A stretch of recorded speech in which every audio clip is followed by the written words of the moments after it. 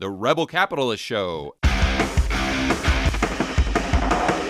All right, guys, it gives me a great deal of pleasure to welcome someone back to the Rebel Capitalist Show. She is really, really awesome. And by the way, I'm going to go out on a limb and say she's most likely the only Fed employee to ever step foot in a Louis Vuitton. Danielle, am I right about that? My souls are red. Well, Danielle DiMartino, Booth, welcome back to the Rebel Capitalist Show. So just before we started recording, you were saying that there was some big news that you were kind of thinking through about the election and how that might play out over the macroeconomic landscape. So let's just dive into that. Well, I mean, so I've been thinking for the last few hours, I'm going to talk to George. We're going to talk about housing. We're going to talk about commercial real estate. We're going to be real estatey. And, when I look at Senator Toomey, who's trying to hold the line because the Democrats in Congress want to keep open the Fed's municipal bond facility. Right? They want to make sure that they can bail out states that are suffering flight, like Illinois, like New Jersey.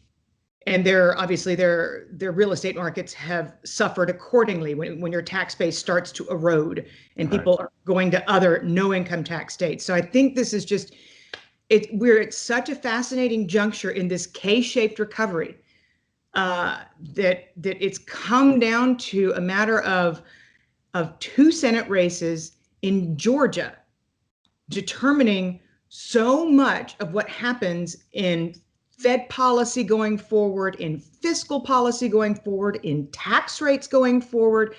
Because if the Democrats are afraid that the Senate's going to hold on to those two seats, that the Republicans are going to hold on to those two seats in the Senate, and that the Senate's not going to flip, they're not going to be able to raise capital gains taxes. They're not going to be able to raise federal income taxes.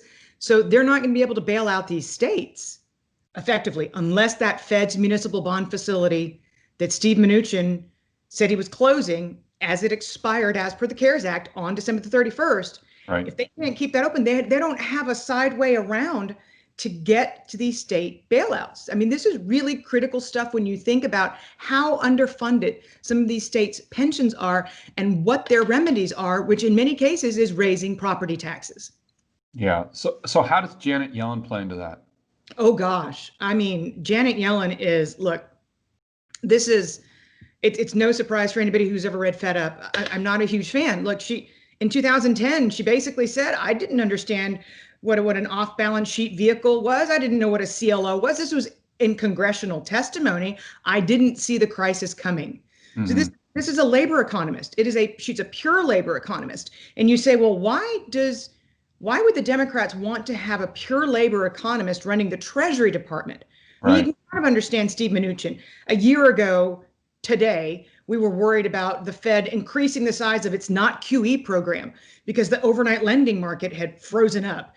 And these were very arcane, intricate dilemmas facing the financial markets that a labor economist would probably not have been equipped to address in that position in those times. And we know that the financial markets have gotten increasingly complex as the Fed has bought up all the mortgages, the Fed's bought up all the treasuries, the Fed's propping up the corporate bond market, the Fed's propping up the stock market. So people are increasingly looking to volatility plays or currency plays or commodity plays, any place that the Fed is not. I mean, why else do you get lumber at $800? Your financial markets are getting increasingly complex, and you're putting a labor economist educated at UC Berkeley in as Treasury Secretary to look over the financial system of the world effectively. Why are you doing that? Well, I mean, I'm being rhetorical, but there's a really good reason. There's a really, really good reason. Janet Yellen can cross the aisle. That was like the fairy tale time for Congress, Republicans and Democrats alike. Markets were going up. Volatility had vanished off the planet. She had the slowest tightening cycle of any Fed chair in the 107-year history of the Fed. Mm-hmm. So Janet Yellen is like this sweet fairy godmother that just delivers all this money and makes us happy. But what does she want to do? What is Janet Yellen bitter about? She's bitter that the labor force participation rate has never come back. And she wants to get these marginal buyers back into the workforce. If she doesn't, she wants to help them. Now, how do you help them when the Fed's quantitative easing only flows into risky assets, only flows into the top of the K, only helps that top 10%, or at least the 55% of Americans who own stocks in some way, shape, or form, or American homeowners? And we'll get to that. But how do you help them? You send them money. You just deposit the money into their accounts. Right. You do helicopter money. And how do you do helicopter money? Well, you got to have somebody who's a savvy enough political operator to bring both sides of the aisle together to reopen the Federal Reserve Act of 1913 and change the law and allow the Fed to buy treasuries at auction, which is illegal right now. And while we're at it, in April, she said on a CNBC interview that under the right circumstances, the Fed should be allowed to buy equities. So why not put that into the Federal Reserve Act just in case? And she's also said in the past that under the right circumstances, the Fed should be able to impose negative interest rates. That's against the law. Why not? If you've got the Federal Reserve Act open, hadn't been open since 1977 when they increased the single mandate to the dual mandate, which includes maximizing employment, which they've clearly exhibited they cannot do in the post-COVID world. Right. But why not have this sweet, quiet little grandmother looking figure say, oh, we'll just reopen the Federal Reserve Act. We'll fix everything. And we'll give you helicopter money. And by the way, the mother of all inflation. Yeah, that's what Janet Yellen can do. When I heard that she got the job, the very first thing that came to my mind was MMT, because the first step for MMT is when you take the balance sheet of the Fed and the Treasury and you just merge them into one balance sheet. Exactly. That's the step one procedure. I'm assuming that you're seeing this going the same direction there. Now, whether they want to call it that or not, who knows? They'll call it fixing the transmission mechanism of monetary policy. Right. So that it can get to where it needs to be in the form of universal basic income. And then going back to Dr. Lacey Hunt, and I just always go back to that interview he had with Grant, where he was talking about how he would go from a deflationist to an inflationist, and he actually used the word hyperinflation. Oh yes. If you turn bank reserves into legal tender, or the Fed's balance sheet starts paying the bills. So exactly. Just for the layman here that's watching this, basically what we're talking about is the Fed starting to pay the bills, or the two balance sheets merging and the Treasury just using newly created bank reserves as legal tender in the real economy. Yep. And that is when I know Lacey well, and he is maintaining, but I think Lacey would change his tune on January the 5th if the Senate flips and you have a blue wave. Basically, how he would be connecting the dots is if you have that blue wave, then in his mind, the Federal Reserve Act is definitely going to change. It's perfectly plausible. Nobody would stop them. It would have to go to the Supreme Court eventually for check and balance. But if you have the administration, if you have the executive branch and the legislative branch holding hands, you can do whatever you want with the law. Or don't you think they would also do whatever they want if we just have a big enough crisis? I mean, because we go back to March, and nothing they did was true to the Federal Reserve Act when they're buying junk debt and setting up all these special purpose vehicles. So isn't that the other scenario where if things collapse? And they don't have another encore, George. I don't mean to interrupt, but they have on March the 23rd. Look, I know people who've died from COVID. I'm not an anti-masker. I'm all about social distancing. I'm not an anti-vaxxer. I'm none of those things. I'm very much in favor of people putting on your mask, whether you agree with it or not, so that you can keep small businesses in America open, period, end. If everybody's wearing a mask, then you're going to have higher consumption in the economy. You're going to grow your GDP. You're going to reduce your unemployment rate, period, and full stop. If people don't get that argument, then they shouldn't be listening to me or you. Anyways, I'm not putting words in your mouth. All of this being said, the Fed needed COVID. The Fed needed COVID. Again, a year ago, Jay Powell was struggling to say that not QE was a technical adjustment. We're just tweaking with the plumbing of the overnight rates market. Right, and going back to repo, right. And the banks are screaming for more reserves, screaming, saying, you know what, you did quantitative tightening.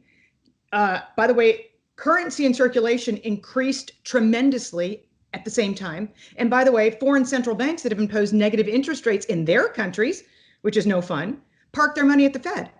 So you pulled, in order to get a better interest rate, paid by the Fed, paid by US taxpayers.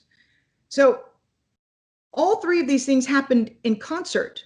So when the Fed thought that it was going to do quantitative tightening, it ended up effectively tightening to twice the extent while raising interest rates because you had money in circulation plus foreign central bank reserves parked at the Fed increased by an equal amount to quantitative tightening. So by the time we got to the end of 2019, the market was screaming for real QE, for the real deal.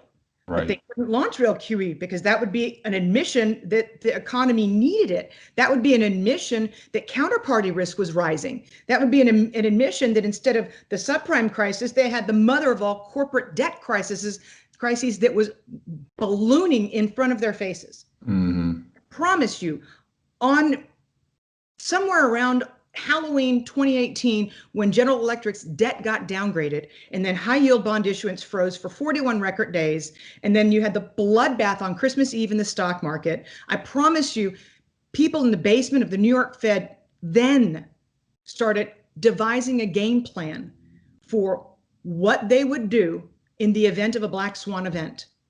But they never thought that they'd have to roll it out before the black swan event. But that was what the market was, that was the point. That was the threshold that the market was already hitting at the end of 2019 with non-financial US debt to GDP at a record 78%. It hit 74% at the peak of the great financial crisis. So we entered the year in an economic recovery, in an expansion with non-financial debt to GDP at 78%, posing greater systemic risk to the global financial system than the subprime crisis did a decade earlier. The Fed needed COVID. The Fed needed a black swan event because they needed to bail out the corporate bond market, which is exactly what they did. People were like, wow, they sure did come up with that plan quickly on March the 23rd. Yeah. Rolled out all those facilities at once. Bull. You can finish the word. Right. No, they had it ready to go. And they were able to grandfather in every fallen angel, every single investment grade bond that was downgraded to junk. Right. They said, well, we're going to grandfather in anything that's downgraded as of March the 22nd. So, problem solved. But now what happens? Now what happens if there's another problem? Because now we've got non-financial debt to GDP of 90%. Danielle, can you just explain that stat? I heard you talking to Keith McCullough about that. And just for people that are familiar with just debt to GDP overall, can you explain that? If you add up bonds and loans to every small and medium enterprise, by the way, small and medium enterprises, the blight does not have to be as bad as it is. Right. It doesn't. But small and medium enterprises had twice the debt load that they had going into the financial crisis coming into COVID. Oh, okay. You don't think you just think about AT&T's got, $160 billion of debt on their balance sheet. Big companies have problems. Small and medium ones did as well. So when you add up all of the loans made to every company in America, because this is more than the corporate bond market, all debt in all forms, leverage loans, private, the entire balance sheet of small and mid-sized businesses, right? Plus large businesses. Then you get to non-financial debt. And then you measure that against GDP, and it was pushing $18 trillion at the end of 2019, a record percentage of GDP.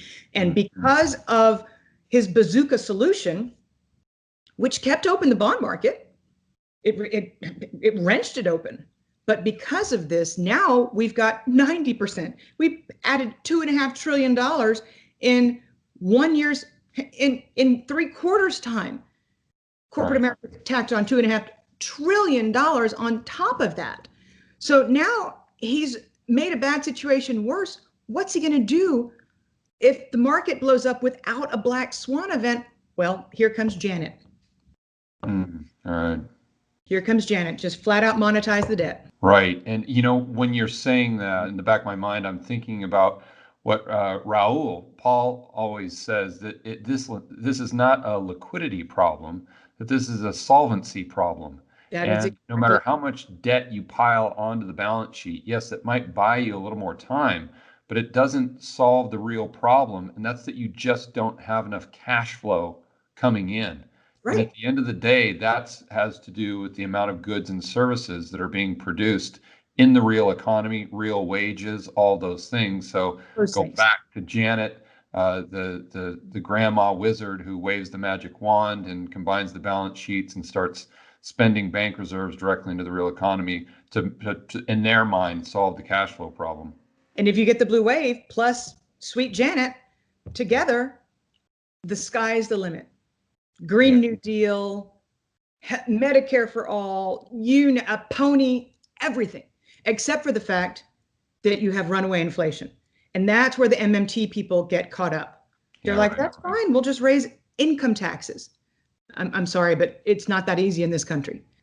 Yeah, and for those people who might not follow along with what you're saying there as far as the income taxes, and I don't want to put words in your mouth, but I assume where you're going with that is where I've gone in several of my whiteboard videos, where if you look at the receipts, the tax receipts to GDP, you take that back as far as you want, to the 1940s even, and it's pretty darn consistent. It hovers right around 18% of GDP, regardless of whether the highest marginal rate is 90% or Mhm. 85%. At a certain point, people just won't pay the taxes. That's right. And that's the big flaw with MMT and how they plan on squashing inflation is just take money out of the system through taxation, but they don't ever come to the conclusion that, oh, wait, at a certain point, people just won't pay it. And if they don't pay it, it's not coming in. It's still out there creating inflation. But you had one hedge fund manager a few years ago leave New Jersey and move to Florida, and they had to specially convene the New Jersey state legislature to revisit the budget because one person left the state.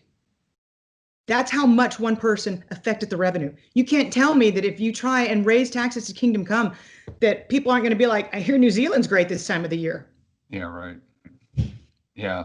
And another thing too that I think people miss is just the basics that the wealth of our society isn't green pieces of paper. It's not stimulus checks. It's goods and services.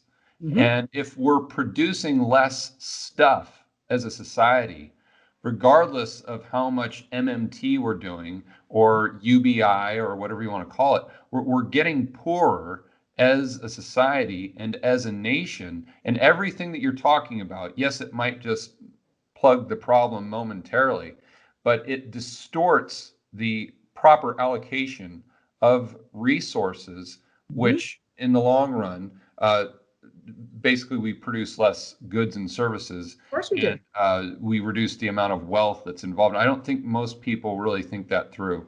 No, I mean, look, I think one of the most formative moments of my life, I was Wall Street had a hiring freeze. I was in business school. So in between my first and second year of getting my MBA, Wall Street originally had me planned to go work in South America and Mexico. They said, go perfect your Spanish, go do something.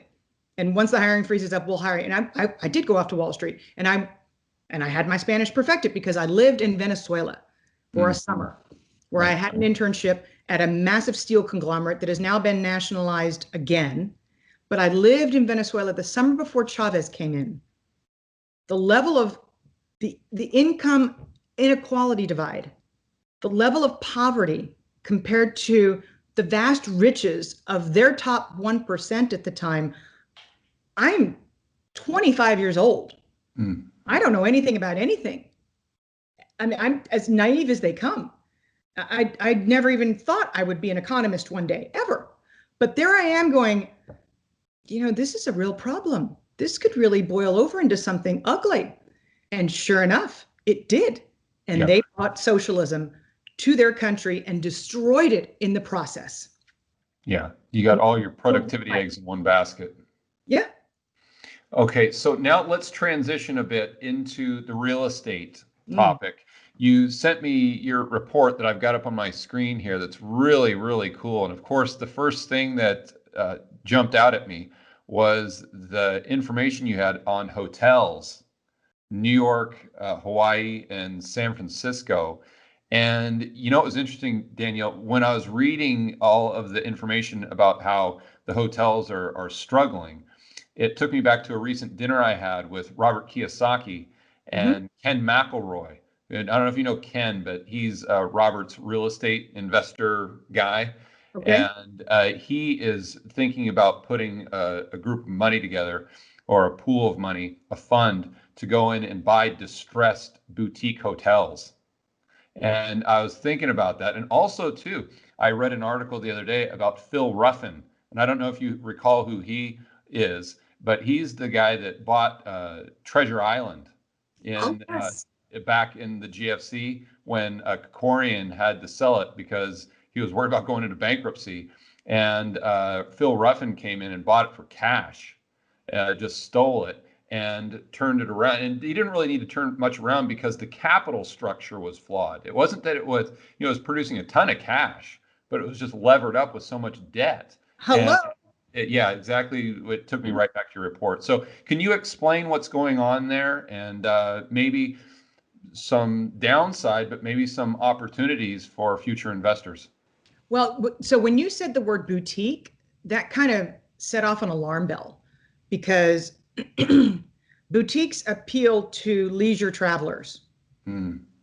That will come back. So there will be more opportunity in distress in that niche than there will be across high-end hotels in general. Okay. But the bottom line is, a lot of these hotel chains that are in trouble were up to their eyeballs in debt coming into this. And you listen to the sell side analysts, to see, the guys who do commercial mortgage-backed securities, and they're like, there's more equity than there was in 2007, 2008. And I'm like, yeah, but you've got a pretty steep assumption on valuation there. Right. Perpetuity, by the way. And so this crisis comes, and we have more overbuilding in the hotel sector than we've ever had. Why? Because public pensions have been throwing millions of dollars at private equity real estate funds for a generation. And these guys don't know what to do with the money. So what do? You're Joe Q, real estate developer, and you've got a great idea, and you want to build one hotel in a great place. You found the perfect location, everything, going to make money, good business model. Private equity guy says, we'll seed you, we'll fund you, you got to build 10. Right. Because we have too much money. Yeah. Same thing happened with restaurants. Same thing happened with retail. It's happening now with IPOs, DoorDash. Same thing's happening with, hello, you need one. That's how many DoorDashes you need on planet Earth. You need one app on your phone that covers all of the restaurants in the world, and that's it. And then it'll be like Amazon, but for food. So, but my point is, the leverage wasn't seen until there was this massive fissure that opened up because of COVID. Yeah, right. And all of a sudden, because I'm sorry, but we're on Zoom right now. A year ago, I was in studio when I did interviews, but we're on Zoom right now. A year ago, I was at podiums when I was giving speeches. Now I do it right here in my house. But you can't tell me that Zoom wasn't coming, eventually. Eventually it was coming. It would have been a lot slower in its development. But we would have had a recession at some point. And at some point, travel and expense budgets would have been cut, because they're cut during every recession. And at some point, that technology would collide with a plain vanilla recession. But instead, you have a pandemic. So Zoom is 24/7 in your face. You're Joe Q CFO. You're sitting there watching your kid on virtual school. You're like, hell, I can have all my meetings on this thing too. So you adapt. You immediately adapt. There's a story on the wires today about CFOs and some bad news they've got for the office sector. That's a whole nother can of worms. But first and foremost, you have McKinsey, Bain, you have all these armies of consultants who are continuing to do the projects that used to put them in high-end hotels for a week at a time, and they'd fly home to the family on the weekends. Right. In business class. You had road warriors. You had armies of road warriors filling up the 50% of commercial mortgage-backed securities that are backed by high-end hotels. Right. And even before COVID, we had oversupply. Well, huge oversupply before COVID, but it wasn't exposed. And now it's been exposed massively. And, your Joe Q Holiday Inn Express on, somewhere between Dallas, Texas and the Florida Panhandle. Right. And you are just rolling in dough. Your occupancy's 100% because families are driving to take their vacations.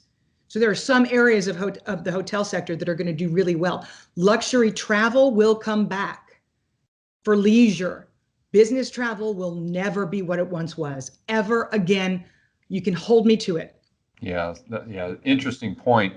I want to circle back to Janet Yellen and talk about student loan debt forgiveness, because I was talking to my good buddy Jason Hartman, who's a real estate guy in the residential sector.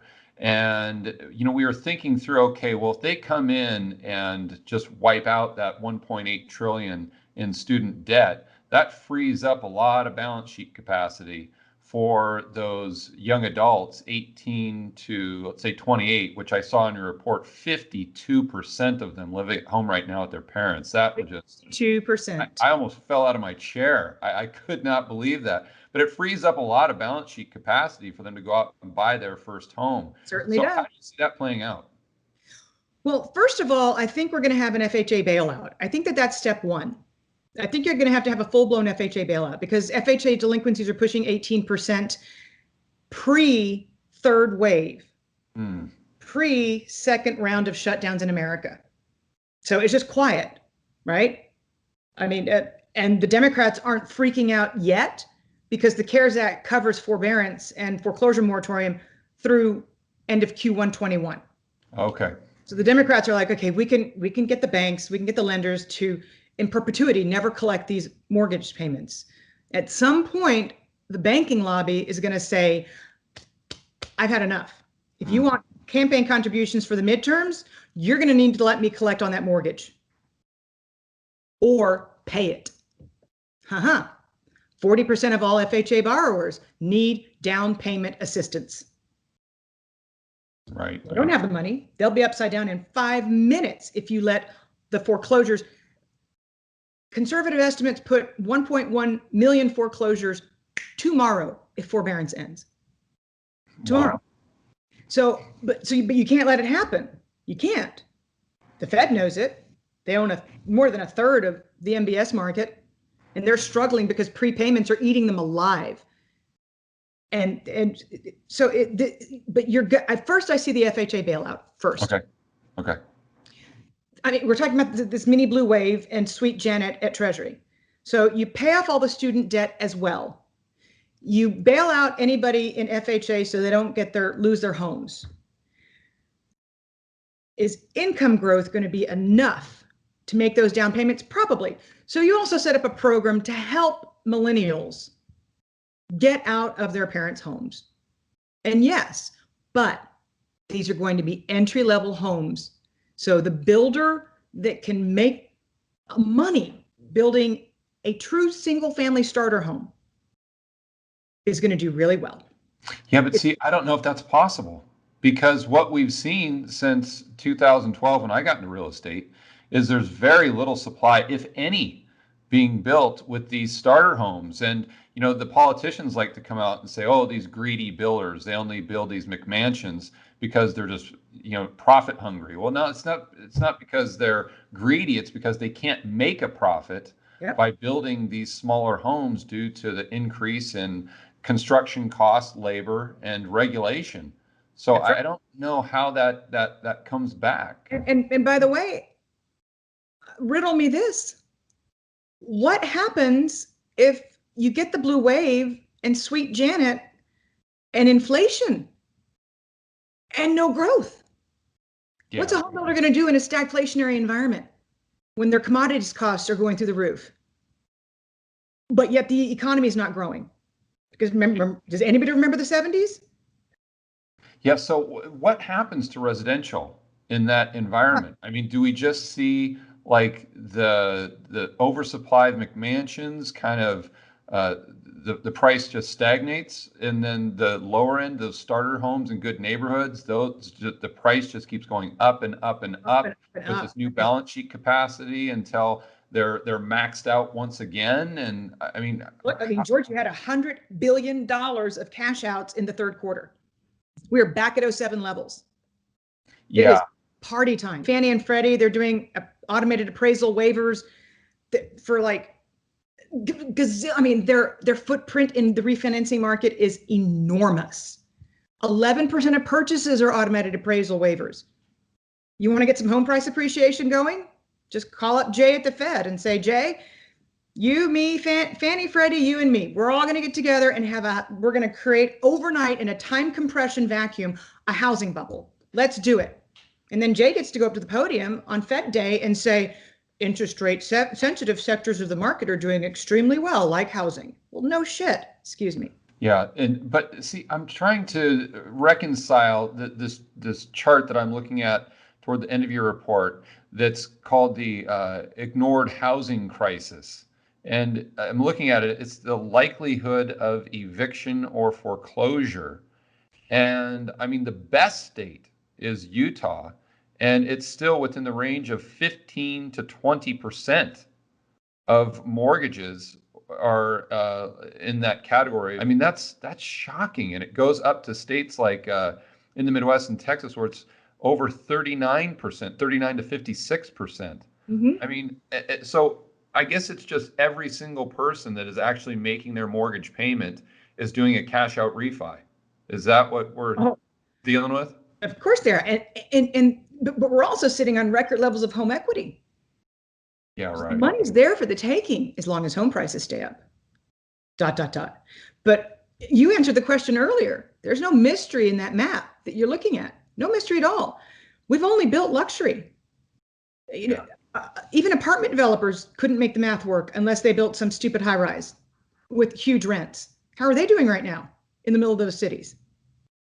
How are they doing? Because I know prior to COVID, that's one, I don't spend much time in the United States, but when I do come back to areas that I'm familiar with, such as Las Vegas, and now I'm in Phoenix, that I go through these parts of town that used to just have basically nothing. And now it's nothing but apartment complexes and multifamily. And you think, okay, well, at some point that they have to have overbuilt this. And so how are those numbers looking? Well, the thing about apartments and offices is the lag time. We saw hotels blow up overnight. There was no lag time there. But longer leases kind of leave you in the dark for longer, right? Mm-hmm. So you've got this massive overbuilt asset sector in commercial real estate. You've got everybody fleeing urban centers, right, and moving out to suburbia because the average CFO in America today, there's a report out that's like, I think we can do this work from home thing forever.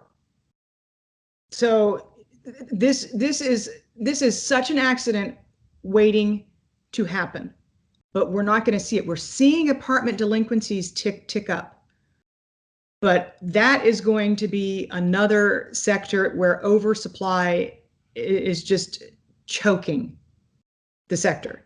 People, they just don't realize it. And remember pre-COVID, what happened pre-COVID? Senior citizens were starting to sell their homes because 80 is the new 50 and move into city centers. So they didn't have any home maintenance. They wanted to live in hip millennial homes in these high rises too. So you had a double demographic pouring into these high rises. And senior citizens no longer want to be in an elevator. Yeah. They might not ever want to be in an elevator again. They might be, scarred from this episode. So, I mean, my mom lives in a suburb of College Station where Texas A&M is, in a ranch I bought her. It's, people can't even find it on a map. She's really happy she's there. She's not alone. Yeah. So you have this oversupply of high rises and multifamily in the city center, and then a dramatic undersupply. And who knows if there's ever going to be more supply come online of these starter homes in the suburbs. Well, That's look, kind of what we're dealing with. you also worked your way into a solution of sorts. Yeah. When Let you me think hear the about solution. well, it's not a good solution if you're a real estate developer, but if you have a situation where the economy stagnates and you've got this huge house and you want your millennial kids to make grandbabies, for God's sake, I want grandchildren. Mm. What do you do? You turn into Italy. All right. You just bunk up. Yeah, multi generations under one roof. You got the space. You built the big house for you and your husband, and you've got all these bedrooms. Just move on in and stay on in, and then the Yeah. kids inherit the house when mom and dad die. Yeah, I think that's what we're going to be seeing more and more of in the future. And I know spending a lot of time in South America, that's typical what you see multi-generations in the same house, and it just kind of, you stay there and it passes from one group to the next group, and that's just kind of how you live. Yeah, I mean, we're in such a remarkable time in US economic history. It is hard to describe how unique the backdrop is right now, and how bizarre, how surreal it is that it comes down to 2 Senate races in one southern state. I mean, this is just surreal. And by the way, Democrats are really, really, really worried about these races for more than just they'd love to have a blue wave. Nancy Pelosi has the slimmest majority in the House of Representatives in the past 20 years. Mm. So if she loses any of her caucus, any member crosses the aisle, you're going to effectively end up having the Republicans in control of the House and Senate. So everything depends on these 2 Senate runoffs. That affects everything that we just talked about, as far as the student loan forgiveness, the MMT, Janet's ability to do XYZ, changing the Federal Reserve Act. That has a lot of systemic effects for the broad economy and just people's lives, everyday people. You know, talking about that with I know you've done a lot of work with the pension funds, and we all know they're underfunded, but where are we now in that story? You know, I just go back to these recent IPOs where I did a whiteboard video, and I thought through, okay, well, you got the VC and they have these huge pools of money, and there just flat out aren't enough profitable businesses to invest in. So what they have to do is they have to find a story company that has a great story. You get a salesman CEO and maybe a CFO that's willing to kind of cook the books or use some creative counting. And then you take this vehicle public and you just keep dumping money into it to sell $20 bills for $10. But as long as it has a good story, then you have this huge IPO cash out with billions. And, you know, one thing that I heard Schiff talk about, which I thought was interesting, you know, Microsoft in the late 80s, when it went public, number one, it was profitable.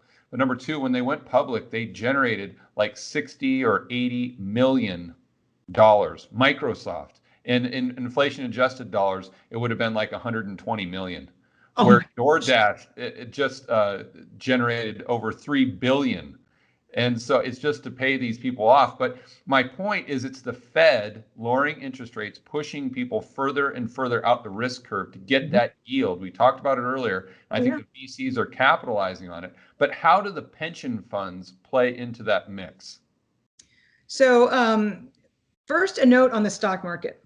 So after Tesla is added to the S&P 500 today,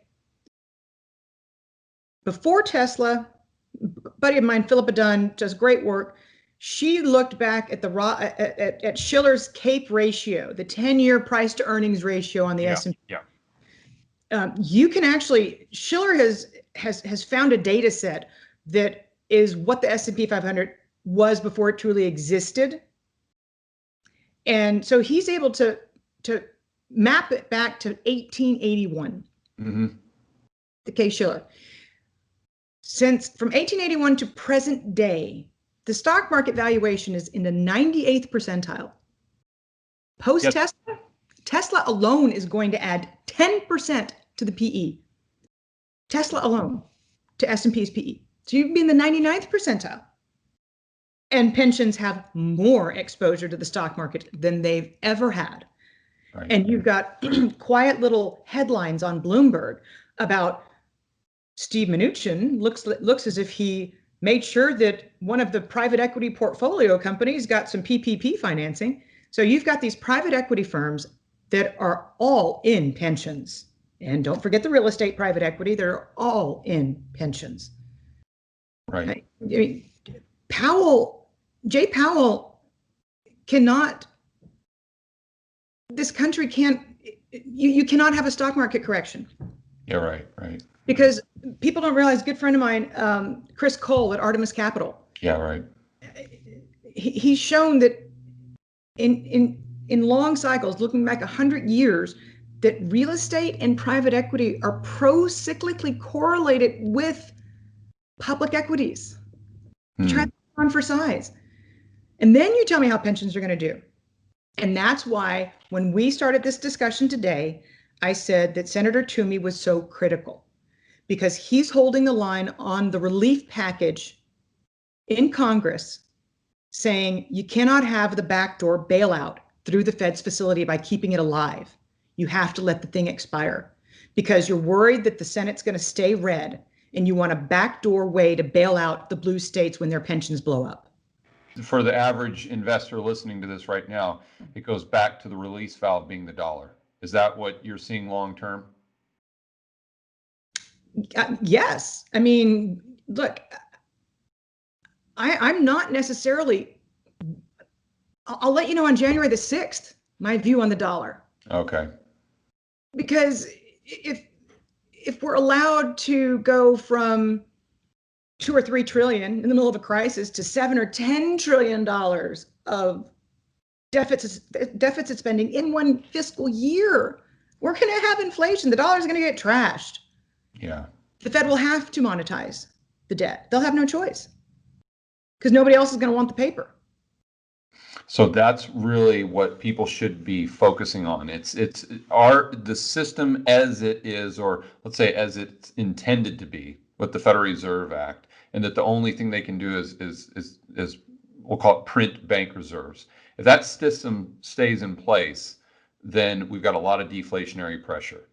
But if they change that system through Janet Yellen, through merging the balance sheets, through MMT, whatever you want to call it, to basically they're now using those bank reserves as legal tender in the real economy, that's what everyone needs to pay attention to. And if we cross that Rubicon, then we're headed to the path of stagflation. Basically.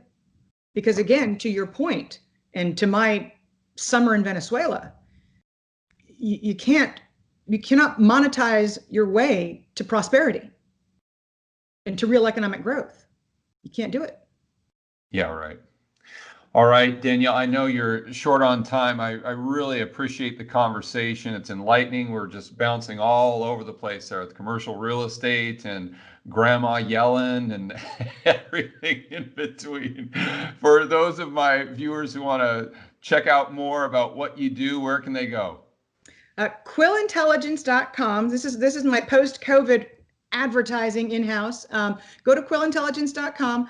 Follow me on Twitter at DiMartino Booth, but go to Quill Intelligence. My research is so good. This is just shameless on my part, but I have to toot my horn. My research is that good. Yeah, it really is. I got this report from Danielle. It's about 18 pages, and I read through it last night and this morning. And actually, you had a couple charts in there from our good buddy George Goncalves. George is our special advisor. George works with Quill. I didn't realize that. Yeah, I've interviewed him. I really enjoy going back and forth with him on Twitter. He's amazing. He's just amazing. George was, for just a second, when I was at the Fed advising Fisher all those years on the financial markets, George was one of my closest, he was one of my closest sources on Wall Street for 10 years. I would, before every single FOMC meeting, I would go and meet with George in New York. and we would sit down and talk about the plumbing of the financial system. He's amazing. Yeah, he really is. So check out Danielle's work. I cannot recommend it enough. Thank you very much, and happy holidays.